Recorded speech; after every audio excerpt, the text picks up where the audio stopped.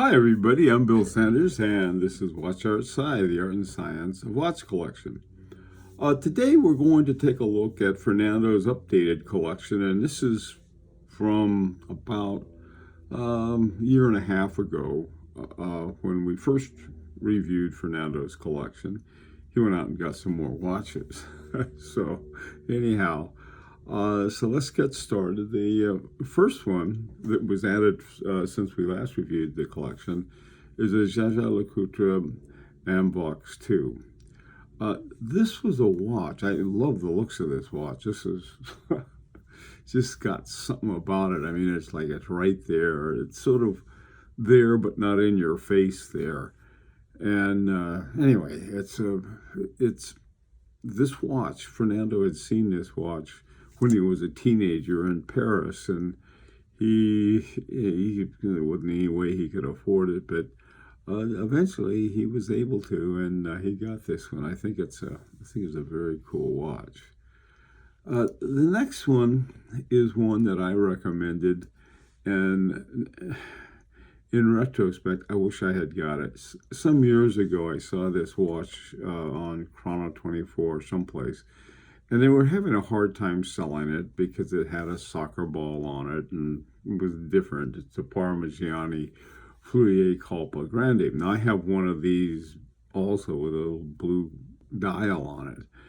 This one, I have a hard time saying this was to celebrate Andriy Mikojovic Shevchenko winning the Ballon d'Or, the Golden Ball, as the best player in Europe. And this is why I was playing for Milan. And I'm not sure why Parmesan decided to do it. Maybe they're a big fan of this particular player or the Milan team.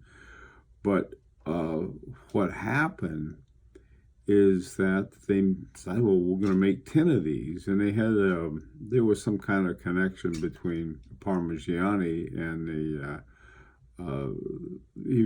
were the official partner of the CBF, but the CBF got in a whole bunch of trouble, and it was a football league.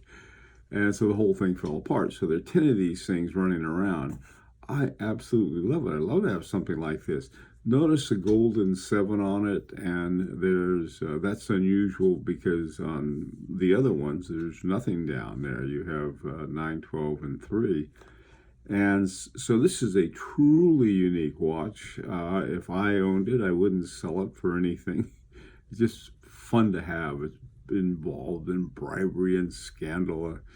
Love to have it as an add to my outlaw watch collection, which is one right now. Okay, this next one is Elaine Silverstein, and these are what you can call well-designed watches. Silverstein's an architect, and he likes a lot of color and likes to have fun with his watches and their dials. It's got a La Mania automatic movement in it, so Silverstein isn't much of he's not a movement maker so much as he is the experience design of a watch. So this is a cool watch. This looks like a fun watch. That's what he wanted. He wanted people to have fun with their watches. Every time you look at your watch, you should smile for whatever reason. Okay. Fernando's next watch is an Audemars Piguet Jules Audemars. And this is self-winding 39. 39 is 39 millimeters, which is one of the sweet spots in the size of the watches that I like. Now, the thing about this watch is that I keep talking about the Audemars Piguet Jules Audemars line as being some of the best buys around. Everyone wants to buy a Royal Oak, but you can, if you have a lot of sports watches and so forth, you can do what Fernando did, get something like some Jules Audemars and get a heck of a great watch for a lot less than you'd pay even for a stainless steel Royal Oak. I mean, it's just a very cool watch.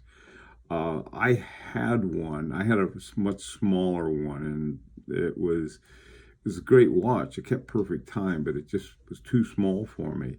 This is a nice size, though.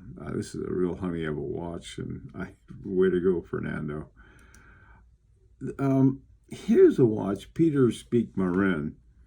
He was an independent for a while and then was bought by somebody and then ended up leaving the company. Same thing recently happened with Marco Lang. He was the company, Lang and Hein, and he got and brought the investors in, and as investors are wont to do, they want to make money and they don't care much about anything else. And I think that's one of the things happened with Marin, is that he had an idea about designing watches. I think this is one of the ones before he got bought up. Cool looking watch, very cool, very unusual. 12, 8, and 4 are the red numbers in Arabic, while the other ones are in Roman numerals. You don't see that very much. In fact, I've never seen it before. I think this is another cool watch that Fernando has added to his collection. Okay, finally, this is another watch that's been on my radar for years, and this is a Roger Dubus. And Roger Dubus died shortly after, well, maybe a little more than shortly after I collected watches. I kept wanting to get one of his watches, and I never did. And then he died. So that was that.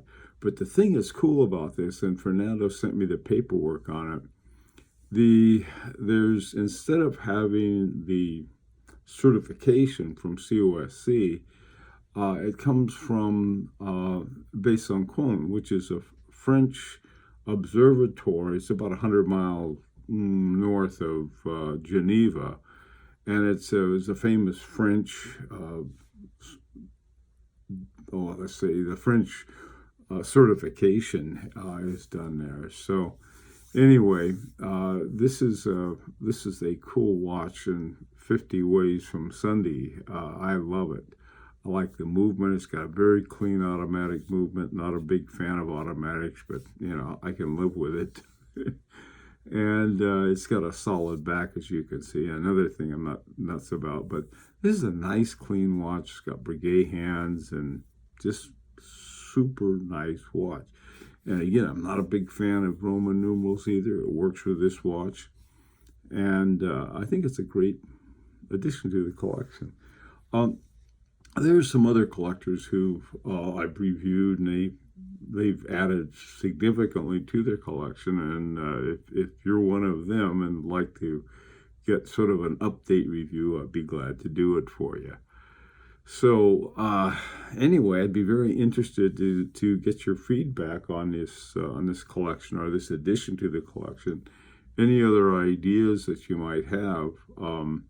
Fernando indicated that he was interested in some other watches, including FP Journe. Let's see, what were some of the other ones? The